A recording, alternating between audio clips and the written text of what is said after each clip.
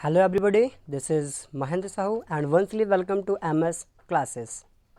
So this is the part third of this chapter number 7 of history, the early empire. And as you know, we have completed two videos before of this video. If you have not seen it, that video, so I have given you link in description. So you must watch that first, then you will see this video. Okay, so let's start. First topic for today is the administration of Ashoka. Especially we have completed this point also in our previous class, but again we are going to discuss about of this topic. Okay, so let's start. First heading for today is the administration of Ashoka, and first point under of it is the edict. इस topic में हम क्या discuss करने वाले हैं, इसमें हम discuss करने वाले हैं एडिक्ट के बारे में। प्रीवियस टॉपिक में हमने देखा था कि अशोका के द्वारा जो एडिक्ट या अभिलेख बनवाए जाते थे वो जनरली दो प्रकार के होते थे। एक में हमने देखा था पिलर्स वाले होते थे और नॉर्मली जो स्टोन्स पिलर्स या आयरन पिलर्स होते थे, और दूसरा हमने क्या देखा था, जो केव्स वगैरह होती थी या जो बड़ी बड़ी रॉक्स होती थी, चट्टानें होती थी, उनमें एडिक्ट लिखवाए जाते थे बाय द अशोका। बट हमने उस पार्ट में यहाँ नहीं देखा था कि that edict were written in which language, मतलब उन एडिक्ट को लिखने के लिए किस लैंग्वेज का यूज़ किया जाता था, कौन सी भाषा में वो लिखे जाते थे, है ना। उस समय पे कौन सी भाषा यूज होती थी जिनमें वो अभिलेख लिखे जाते थे। तो यही आज का हमारा पहला पॉइंट है कि edict were usually written in Prakrit language, है ना। You will remember this is the most important point, 1 marks MCQ में पूछा जाता है, ठीक है। कंपटीशन एग्जाम्स में भी कई बार ये क्वेश्चन पूछा गया है कि जो एडिक्ट होते थे, जो अभिलेख होते थे अशोका के द्वारा बनवाए हुए, वो किस लैंग्वेज में लिखे जाते थे, है ना। सो आपको याद रखना है प्राकृत लैंग्वेज में मोस्टली ज़्यादातर जो एडिक्ट या अभिलेख होते थे अशोका के वो लिखवाए जाते थे। इसके अलावा हमने पुराने ही वीडियो में आपको बताया था कि कुछ दूसरी जो स्क्रिप्ट्स होती थी, लैंग्वेजेस होती थी, उनका भी यूज़ किया जाता था, like Greek, like Kharoshthi and Aramaic, है ना। तो parallelly you will remember also this point. Normally या mostly the edict of Ashoka were written in Prakrit language, but कुछ जो होते थे that were written like Greek, Kharoshthi and Aramaic also, है ना। एज यूजुअल आप लोगों को ये पॉइंट समझ में आ गया होगा, ठीक है। नेक्स्ट पॉइंट हम यहाँ पे डिस्कस करते हैं अबाउट द धम्म महात्मास। कौन हुआ करते थे धम्म महात्मास? ऑफिसर हुआ करते थे, officials who went place to place for teaching people about the Dhamma. कैसे ऑफिसर होते थे? Obviously officer they were appointed by the Ashoka, और इन ऑफिसर्स का काम क्या होता था, ये जगह एक जगह से दूसरी जगह जाते थे, प्लेस टू प्लेस मूव करते थे, किस ऑब्जेक्ट को फुलफिल करने के लिए, टीचिंग पीपल अबाउट द धम्मा, लोगों को टीच करते थे, काहे के बारे में, धम्म के बारे में लोगों को टीच करते थे, जो अशोका का धम्म हुआ करता था, है ना। मतलब लोगों को बताते थे कि भैया आप लोगों को क्या करना है। कौन कौन सी टीचिंग्स हमने देखा था धम्म ऑफ अशोका में, है ना। स्पीक ट्रूथ, सही बोलना है, बोले not to killing, not to hurting यानी लिविंग ऑर्गेनिज्म, बोले किसी को नहीं मारना है, नहीं चोट पहुंचाना है, या बोले नॉन वायलेंस को फॉलो करना है ना। रिस्पेक्ट योर एल्डर्स, बोले अपने बड़ों के रिस्पेक्ट करना है ना। रिस्पेक्ट द अनदर रिलीजन्स, है ना, the belief of another religions. ये सारी बातें हमने अशोका की किस में देखी थी, धम्म में देखी थी। तो इन्हीं बातों को प्रचार प्रसार करने के लिए जिन ऑफिसर्स को अशोक के द्वारा नियुक्त किया गया था उन्हें क्या कहा जाता था, धम्म महात्मा कहा जाता था। ये पॉइंट आप याद रखोगे। इसी तरह एक और टर्म आता है, शॉर्ट टर्म है धम्म यात्रा। यात्रा का मतलब क्या होता है, वही एक स्थान से दूसरे स्थान पर ट्रेवल करना, मूव करना। तो ये धम्म यात्रा क्या थी, तो इंस्पेक्शन ऑफ, सॉरी ये एम्पायर है, इंस्पेक्शन ऑफ अशोकास, ठीक है। अशोका के द्वारा जो इंस्पेक्शन किया जाता था, अशोका का अपने एम्पायर में जो इंस्पेक्शन किया जाता था उसे बोला जाता था धम्म यात्रा। कुल मिला के अशोका अपने एम्पायर में जाते थे, देखते थे कि सारी चीज़ें जो मेरे द्वारा यहाँ से क्या किया जा रहा है, फॉलो करवाया जा रहा है, फॉलो करवाने की बात कही जा रही है लोगों से, तो क्या वो इन्हें फॉलो कर रहे हैं, नहीं कर रहे हैं, मान रहे हैं, नहीं मान रहे हैं, ये चेक करने के लिए जाते थे, इंस्पेक्शन करने के लिए जाते थे अशोका। और इसे क्या कहा जाता था, it was known as a Dhamma Yatra, है ना। सो ये सिंपल पॉइंट है जो कि ऑलरेडी डिस्कस हुए हैं, बट आप एक बार और इन्हें समझ सकते हैं। चलिए डिस्कस करते हैं नेक्स्ट पॉइंट के बारे में। अभी तक हमने क्या देखा, एडमिनिस्ट्रेटिव मेजर्स, बट अब हम बात करते हैं रिलीजियस मेजर्स की, है ना। कौन कौन से रिलीजियस मेजर्स थे that was taken by the Ashoka. Okay, so let's move to the first point, that is Ashoka was the follower of Buddhism, है ना। ऑलरेडी हमने डिस्कस कर चुका है कि बुद्धिज्म के फॉलोवर थे अशोक जो थे। Next and most important point is Ashoka son Mahendra and daughter Sanghamitra, है ना। याद रखना है दोनों नाम, बेटे का नाम महेंद्र एंड डॉटर का नाम Sanghamitra. Ashoka son Mahendra and daughter Sanghamitra band Sri Lanka to spread Buddhism. आपको पता होना चाहिए कि अशोका के द्वारा not only in India but also outside of India क्या किया गया था, जो बौद्ध रिलीजन था उसको एक्सटेंड किया गया था, उसको स्प्रेड किया गया था, like neighbouring country China, Sri Lanka, Tibet वाले जो क्षेत्र हुआ करते थे, यहाँ पे भी उसके द्वारा बौद्ध धर्म का प्रचार प्रसार किया जाता था, है ना। सो श्रीलंका भेजा गया है उसके द्वारा, अशोक के द्वारा, किसको, अपने बेटे महेंद्र एंड डॉटर संघमित्रा को। ये पॉइंट आप लोगों को याद रखना है। What was the object, spread of Buddhism, Buddhism का प्रचार प्रसार करने के लिए श्रीलंका भेजा गया था, है ना। ये पॉइंट आपको याद रखना है। इसी तरह next and most important point, before to explain about of this point, I want to give you some information that is related to the council of Bauddha religion, है ना। first point that you will remember, there were 4 council convinced till now इन बौद्ध religion. 4 बौद्ध council अभी तक बौद्ध religion में हुई है, ठीक है। कौन कौन सी कन्वेंट हुई है बौद्ध काउंसिल बौद्ध रिलीजन में, हम देखते हैं 1st से 4th तक, जिसके बारे में हमें सारी डिटेल तो नहीं देखनी है, बट 3rd के बारे में हमें यहाँ पे याद रखना है। क्या ऑब्जेक्ट हुआ करता था इन बौद्ध काउंसिल का, तो इन बौद्ध काउंसिल का ऑब्जेक्ट हुआ करता था, जब गौतम बुद्ध की मृत्यु हो गई थी उनके बाद उनकी जो भी टीचिंग्स थी उनको लोगों तक फैलाना, है ना। इसके लिए समय समय पर काउंसिल या हम बोल सकते हैं सम्मेलन करवाए जाते थे, किनके द्वारा, बौद्ध धर्म के जो फॉलोवर्स फेमस किंग हुआ करते थे ऑब्वियसली उनके द्वारा। तो यहाँ पे हमें ये समझना है कि 4 बौद्ध काउंसिल हुई थी, 1st, 2nd, 3rd and 4th। पहली तो जो थी हमने पढ़ा था अजात शत्रु, जो एक फेमस किंग हुआ करते थे ड्यूरिंग द मगध, है ना। मगध के समय पे अजात शत्रु एक फेमस किंग थे, उनके द्वारा करवाई गई थी। देन 2nd करवाई गई थी कालाशोक के द्वारा। 3rd वाली हमें यहाँ पे याद रखनी है, ये करवाई गई थी अशोका के द्वारा, है ना। 3rd बौद्ध council was convent by Ashoka and Pataliputra. कहाँ पे हुई थी ये भी पूछा जाता है, किसके द्वारा करवाई गई थी ये भी पूछा जाता है ना। So convened by the Ashoka and where was it convened, it was in Pataliputra. Pataliputra में से करवाई गई थी, because Pataliputra was the capital city obviously that time, है ना। मौर्यन एम्पायर के समय पाटलिपुत्रा कैपिटल सिटी हुआ करती थी, और वहीं पे 3rd बौद्ध काउंसिल अशोका के द्वारा करवाई गई थी। और जो 4th है वो बाद में हुई थी, अशोका के बाद ऑब्वियसली जो कनिष्क रूलर आगे हम पढ़ेंगे उनके बारे में, उनके द्वारा करवाई गई थी, है ना। सो यहाँ पे आपको 3rd वाली इंपॉर्टेंट याद रखना है, बट मैंने आपको चारों के बारे में बता दिया कि 1st was conducted by the Ajatashatru के द्वारा पहली करवाई गई थी। 2nd वॉज बाय कालाशोक, है ना, कालाशोक के द्वारा करवाई गई थी 2nd। 3rd जो है हमने अभी देखा Ashok, 2nd Kalashok, 3rd Ashok and 4th was Kanishka, है ना। ये 4 नाम आप यहाँ पे याद रख सकते हैं, ठीक है। तो ये पॉइंट भी आपको याद रखना है रिलीजियस मेजर में, ठीक है। चलिए नेक्स्ट पॉइंट बात करते हैं about the administration of Mauryas. मौर्यों का प्रशासन कैसा हुआ करता था। तो सबसे पहला पॉइंट जो हमने पहले ही वीडियो में डिस्कस किया हुआ था कि कौन कौन से सोर्स ऑफ इंफॉर्मेशन है जहाँ से हमें मौर्यों के बारे में जानकारी मिलती है। तो first and most famous book is Indica, है ना। इंडिका एक बुक है that was written by Megasthenes. अभी हम पढ़ेंगे कि कौन थे मेगास्थनीज, यहाँ पे डिटेल है हमारे पास। सो आपको याद रखना है मेगास्थनीज की इंडिका से हमें बहुत सारी डिटेल्स मिलती है about the Mauryan administration, and also we get the information about the Mauryan administration to the Arthashastra that was written by Chanakya, है ना। चाणक्य की जो बुक थी अर्थशास्त्र, उससे भी हमें कई सारी डिटेल मिलती है किसके बारे में, मौर्यन एडमिनिस्ट्रेशन के बारे में। ओके, तो आपको समझ में आ गया होगा, इंडिका से डिटेल मिलती है और अर्थशास्त्र से हमें डिटेल मिलती है about the administration of Mauryan empire, है ना। So let's move to the next point that is the Megasthenes. कौन थे भैया मेगास्थनीज जिन्होंने इंडिका बुक लिखा था, है ना, हमें पता होना चाहिए।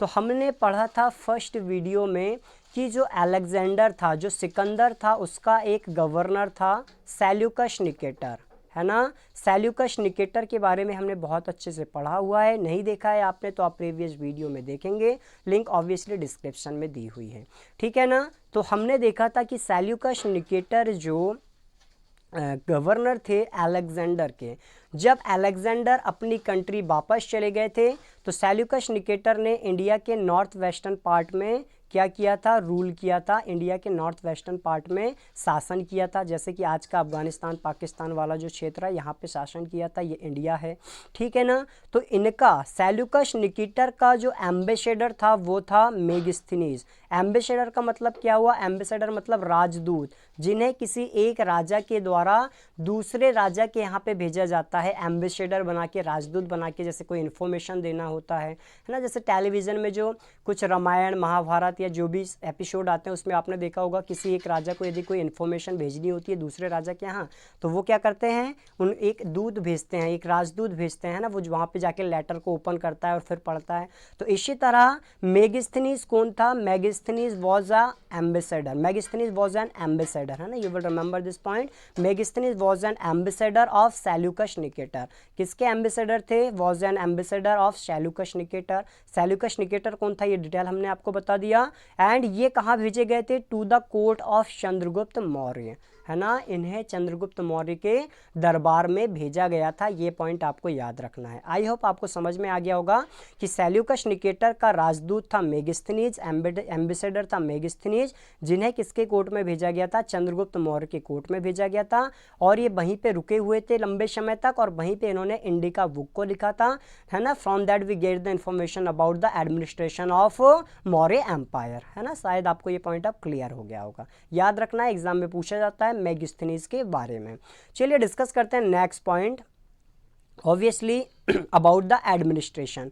सो under the Mauryan empire king held supreme power, है ना। सबसे पहला पॉइंट तो आपको याद होना चाहिए, नॉर्मली होता भी है कि किंग के पास ही सुप्रीम पावर होती है। तो मौर्य एम्पायर में भी जो किंग हुआ करते थे उन्हीं के द्वारा सुप्रीम पावर हेल्ड की जाती थी, सारी पावर उन्हीं के पास होती थी, मैक्सिमम पावर उन्हीं के पास होती थी। बट यहाँ पे एक पॉइंट आपको याद रखना है कि जो इम्पोर्टेंट डिसीजंस होते थे, जो इम्पोर्टेंट निर्णय होते थे, वो किंग लेते तो थे, सुप्रीम पावर उनके पास होती थी, बट वो लेते थे after consulting with his minister. अपने जो मिनिस्टर्स होते थे, मतलब है ना, जैसे राजा होते हैं उनके साथ कई सारे मंत्री होते हैं, जो सामने आपने देखा होगा ऊपर मिनिस्टर बैठे होते हैं। ऊपर क्या होता है, जैसे मान लो ये उनका कोर्ट है, यहाँ पे राजा साहब बैठे हुए हैं ऊपर बढ़िया यहाँ पे, और इनके साथ साथ कौन बैठा होता है, राजा के साथ आपने देखा होगा यहाँ पे कई सारे दोनों साइड मिनिस्टर बैठे होते हैं जो उनको एडवाइस देते हैं, सलाह देते हैं, है ना। उसके बाद फाइनल डिसीजन राजा के द्वारा लिया जाता है। तो important decision taken after consulting with his minister, यह जो मंत्री परिषद होती थी, जो कई सारे मंत्री होते थे, उनसे कंसल्ट करने के बाद ही फाइनल डिसीजन लिया जाता था राजा के द्वारा। ये पॉइंट आपको याद रखना है। क्या दो पॉइंट हमने डिस्कस किया कि मौर्य एम्पायर में किंग के पास सुप्रीम पावर होती थी और वो सारे डिसीजन लेता था, but after the consulting with his minister, अपने मिनिस्टर के साथ कंसल्ट करके, अपने मिनिस्टर के साथ बातचीत करके फिर वो फाइनल डिसीजन लेते थे। ये पॉइंट आपको याद रखना है। नेक्स्ट पॉइंट याद समझने के लिए देखते हैं हम लोग जरा यहाँ पे पहले कुछ detail, that is the formation of empire, कि उस समय पे एम्पायर जो होता था वो कैसे डिवाइड होता था, कैसे बटा हुआ होता था। जैसे आपको पता है at the present time our country India, है ना, हमारी कंट्री इंडिया है जो डिवाइडेड है कई सारे स्टेट्स में, है ना। इसी तरह स्टेट डिवाइडेड है कई सारे डिस्ट्रिक्ट में, और इसके बाद डिस्ट्रिक्ट डिवाइडेड होते हैं कई सारे ब्लॉक्स में, और ब्लॉक्स डिवाइडेड होते हैं कई सारे विलेजेस में, है ना, कई सारे गांव में डिवाइड होते हैं। ये आज के समय हमारी कंट्री इंडिया का स्ट्रक्चर है ना। क्या क्या हमने यहाँ पे डिस्कस किया कि सबसे पहले हमने देखा हमारी कंट्री इंडिया है, एक कंट्री, फिर ये कई सारे स्टेट्स में बटी हुई है, स्टेट्स कई सारे डिस्ट्रिक्ट में बटे हुए हैं, डिस्ट्रिक्ट ब्लॉक में और ब्लॉक विलेजेस में। इसी तरह मौर्यन एम्पायर के समय का स्ट्रक्चर आपको याद रखना है। एम्पायर हुआ करता था सबसे पहले तो, है ना, राजा महाराजा का शासन जो हुआ करता था वही हो गया एम्पायर, सबसे बड़ी यूनिट, जितने क्षेत्र में फैला होगा वो पूरा एम्पायर कहलाएगा। जैसे आज कंट्री है उस समय पे एम्पायर बोलते थे। देन एम्पायर जो होता था, empire was divided into several, यहाँ पे देख सकते हैं हम लोग प्रोविंसेस में, है ना, जो कई सारे प्रोविंसेस होते थे उनमें एम्पायर बटा होता था। जैसे आज स्टेट होते हैं उस समय पे क्या बोला जाता था, उस समय पे प्रोविंसेस या प्रोविंस बोला जाता था, याद रखोगे। कंट्री के जैसे एम्पायर हो गया, स्टेट के जैसे प्रोविंसेस हो गया। इसके बाद आज जैसे स्टेट डिस्ट्रिक्ट में डिवाइड होते हैं, उसी तरह उस समय पे जो प्रोविंसेस होते थे वो भी डिस्ट्रिक्ट में डिवाइड होते थे। ये पॉइंट आपको यहाँ पे याद रखना है। पहले हमने क्या देखा, एम्पायर हो गया, एम्पायर प्रोविंसेस में डिवाइड हो गया, प्रोविंसेस जो होते थे वो डिस्ट्रिक्ट में डिवाइड होते थे। जैसे आज स्टेट डिस्ट्रिक्ट में बटे होते हैं, जिलों में बटे होते हैं, उसी तरह वो भी बटे होते थे, ठीक है। और उसके बाद यहाँ पे क्या होते थे, या तो टाउन्स आ जाते थे, कुछ छोटे मोटे जो डिस्ट्रिक्ट होते हैं, छोटे लेवल के डिस्ट्रिक्ट जिन्हें हम बोल सकते हैं, या जहाँ पे थोड़ी विलेजेस से ज़्यादा पॉपुलेशन होती है, टाउन्स आते थे, और देन विलेजेस आते थे, है ना। सो ये पॉइंट आपको याद रखना है, empire, then provinces, then district, then town and villages. ये फॉर्मेशन होता था एम्पायर का मौर्य एम्पायर के समय पे, ठीक है ना। इसके बाद यहाँ पे कुछ फेमस एम्पायर के फेमस प्रोविंसेस के नाम आपको दिए हुए हैं, like Suvarnagiri was the famous province during the Mauryan empire, and also Takshashila. Takshashila भी फेमस हुआ करता था, सुवर्णगिरी भी फेमस प्रोविंस हुआ करते थे, तो आप इनके नाम याद रख सकते हो। एक टर्म पूछा जाता है अबाउट द ग्रामिका। ग्रामिका कौन होते थे, बोले मौर्यन एम्पायर के समय। कॉम्पिटिशन में कई बार एग्जाम पूछे गए, एग्जाम में पूछा गया है ना। सो याद रखोगे, जैसे आज गांव के जो हेड होते हैं, मुखिया जिनको हम बोल सकते हैं, आज के समय में सरपंच वगैरह भी बोल दिया जाता है ना। तो उस समय पे जो गांव के हेडमैन होते थे, गांव के जो मुखिया होते थे, उन्हें क्या कहा जाता था, ग्रामिका कहा जाता था, याद रखोगे। Headman of the village called gramika, you will remember this point, है ना। इजी है, कुछ है नहीं इसमें। अब हमें एक नेक्स्ट पॉइंट यहाँ पे समझना है कि जो कैपिटल सिटी हुआ करती थी पाटलिपुत्रा, ऑब्वियसली, है ना। पाटलिपुत्रा जो कैपिटल सिटी हुआ करती थी, और उसके आइट साइड का जो क्षेत्र हुआ करता था, सराउंडिंग उसके आइट साइड की जो टेरिटरीज हुआ करती थी, है ना, ये डायरेक्ट एडमिनिस्ट्रेट की जाती थी बाय द किंग, है ना। ये पॉइंट आपको सबसे पहले याद रखना है। जैसे जो दूर के प्रोविंसेस होते थे, उनमें गवर्नर्स को अपॉइंट कर दिया जाता था, और वो गवर्नर उन रीजन्स का, उन टेरिटरीज का एडमिनिस्ट्रेशन देखते थे।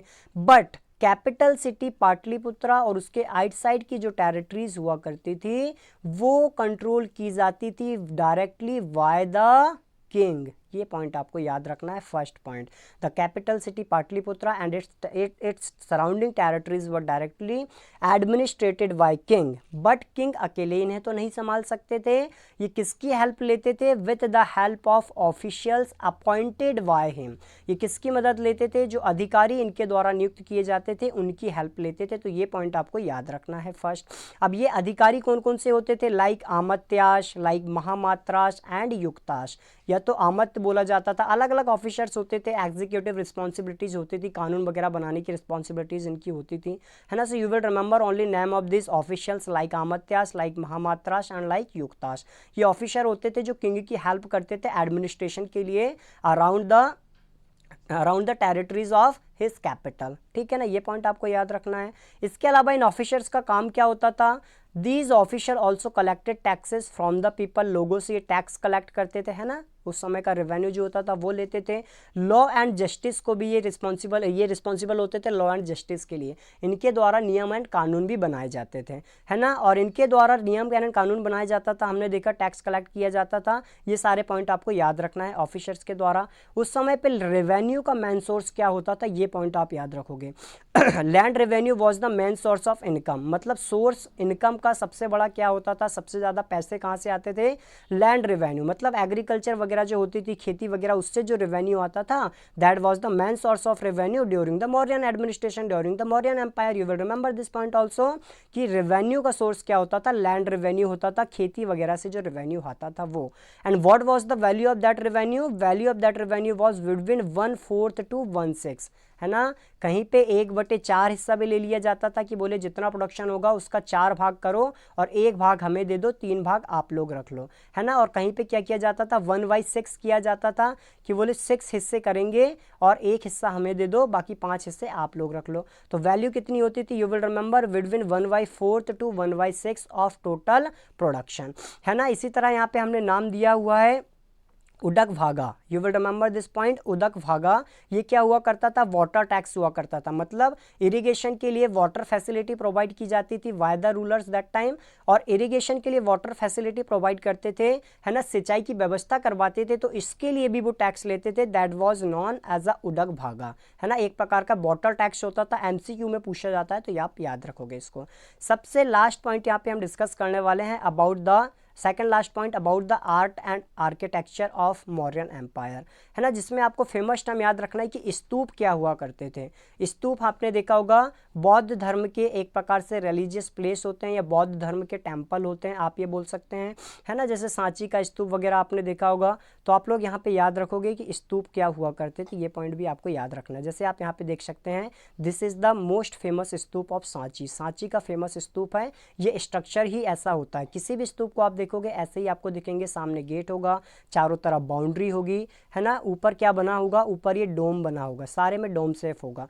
तो ये स्तूप क्या होते हैं, सबसे पहले तो हम यहाँ पे ये समझते हैं। तो स्तूप के बारे में देख लेते हैं। It is a religious place of Buddhism, बौद्ध धर्म के धार्मिक स्थान होते हैं, रिलीजियस प्लेस होते हैं बुद्धिज्म के, where the relics of Gautam Buddha were found, जहाँ पे हमें क्या मिलते हैं, गौतम बुद्धा की रेलिक्स देखने के लिए मिलती है ना। So you will remember this point, it is a religious place of Buddhism where the relics of Gautam Buddha were found, Gautam Buddh के धार्मिक बुद्धिज्म का धार्मिक प्लेस होता है, बौद्ध धर्म का प्लेस होता है, जहाँ पे गौतम बुद्धा की रेलिक्स पाई जाती है, गौतम बुद्ध की जो कह सकते हैं अस्थियां पाई जाती है। यहाँ पे एक पॉइंट आपको याद रखना है कि जब गौतम बुद्धा की मृत्यु हो जाती है ना, after the death of Gautam Buddha, क्या किया जाता है, उनकी जो रेलिक्स होती है, मतलब उनकी अस्थियां, है ना, जैसे मृत्यु के बाद क्या किया जाता है, या तो जला दिया जाता है या दफना दिया जाता है। उसके बाद भी कुछ हमारी बॉडी के ऑर्गन्स होते हैं, कुछ बॉडी पार्ट्स जिनको हम सिंपल बोल सकते हैं, कुछ अवशेष जिनको हम बोल सकते हैं, लाइक टीथ हो गया, लाइक वोन्स हो गया, हड्डियाँ वगैरह, ये ना ही जलती है ना ही जल्दी मिट्टी में मिलती है। तो ये जो पार्ट थे गौतम बुद्धा के, इनको क्या किया गया, अलग अलग जगह पे ले जाया गया हमारी कंट्री में, और इनको ज़मीन में दबा दिया गया, और इनके ऊपर क्या बना दिया गया, कुछ रिलीजियस स्ट्रक्चर बना दिया गया, और इन रिलीजियस स्ट्रक्चर को क्या बोला जाता है, स्तूप बोला जाता है। ये पॉइंट आपको याद रखना है। तो कैसे डिफाइन करेंगे, it is a religious place of Buddhism, Buddha धर्म का धार्मिक स्थान है, वेयर द रेलिक्स, है ना, रेलिक्स मैंने आपको बता दिया, जैसे टीथ हो गया, वॉन्स हो गया, ये where the relics of Gautam Buddha were found, जहाँ पे गौतम बुद्धा की अस्थियाँ हमें देखने के लिए, अवशेष हमें देखने के लिए मिलते हैं, ठीक है ना। ये होते हैं क्या, स्तूप। तो आप नेक्स्ट पॉइंट यहाँ पे याद रखोगे कि Ashoka built over 84,000 stupa through out the kingdom, Ashoka के द्वारा लगभग 84,000 स्तूप बनाए गए थे। ये पॉइंट आप याद रखोगे, सिंपल है ना। And one and most famous stupa is the Sanchi stupa, Sanchi का जो स्तूप है सबसे फेमस स्तूप है, जितने भी स्तूप अशोका के द्वारा बनाए गए थे उनमें से।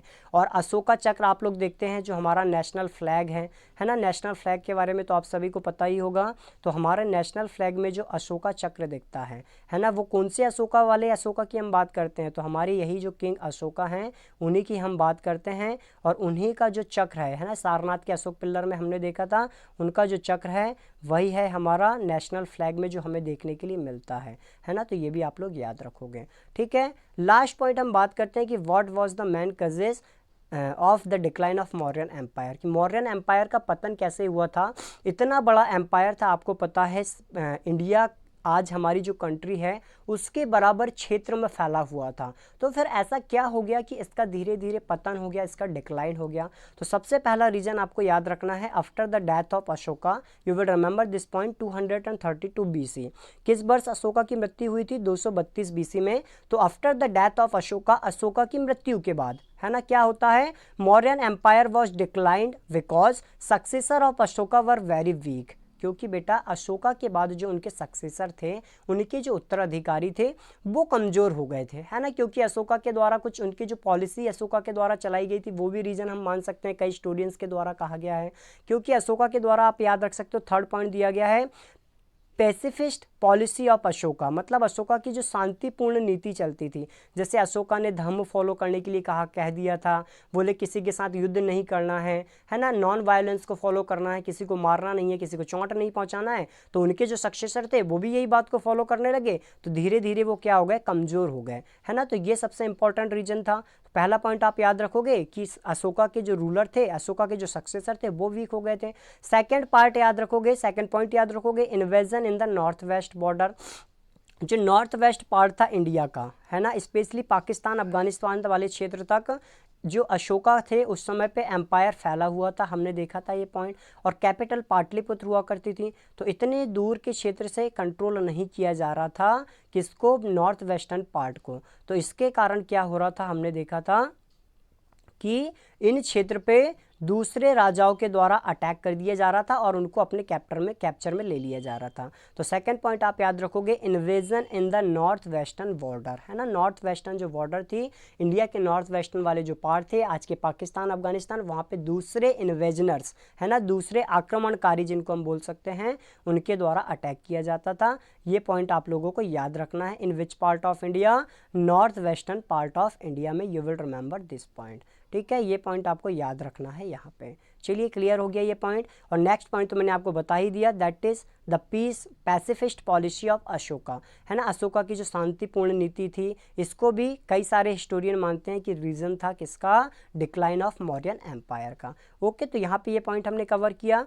लास्ट पॉइंट आपको यहाँ पे याद रखना है कि लास्ट रूलर कौन था, मौर्य एम्पायर का, है ना। So Brihadratha was the last ruler of Maurya empire. Important point है, याद रखोगे कि मौर्य एम्पायर का जो लास्ट रूलर था वो कौन था, बृहद्रथ था, जिसको किसके द्वारा मार दिया गया था, उन्हीं का जो कमांडर एंड चीफ था, है ना। बृहद्रथ का जो सेनापति था, कमांडर एंड चीफ था, पुष्यमित्र शुंग के द्वारा मार दिया गया था। और इसके बाद जो पुष्यमित्र शुंग था उसने शुंग डायनेस्टी को इस्टेब्लिश किया था, you will remember this point, है ना। कौन सी डायनेस्टी इस्टेब्लिश की गई थी, कौन सा किंगडम उसके द्वारा इस्टेब्लिश किया गया था, शुंग डायनेस्टी उसके द्वारा इस्टेब्लिश कर ली गई थी पुष्यमित्र शुंग के द्वारा, है ना। सो ये पॉइंट भी आपको याद रखना है। Brihadratha was the last ruler of Mauryan empire and he was killed by Pushyamitra Shunga.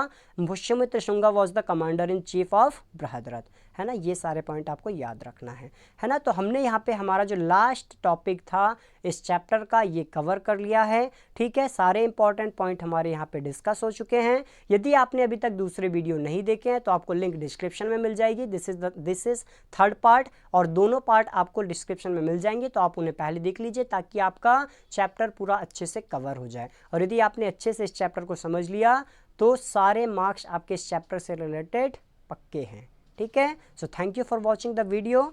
यदि आपको वीडियो पसंद आया हो तो ज़रूर लाइक करें, वीडियो को चैनल को सब्सक्राइब करें और ज़्यादा से ज़्यादा से शेयर करें। Okay, thank you so much.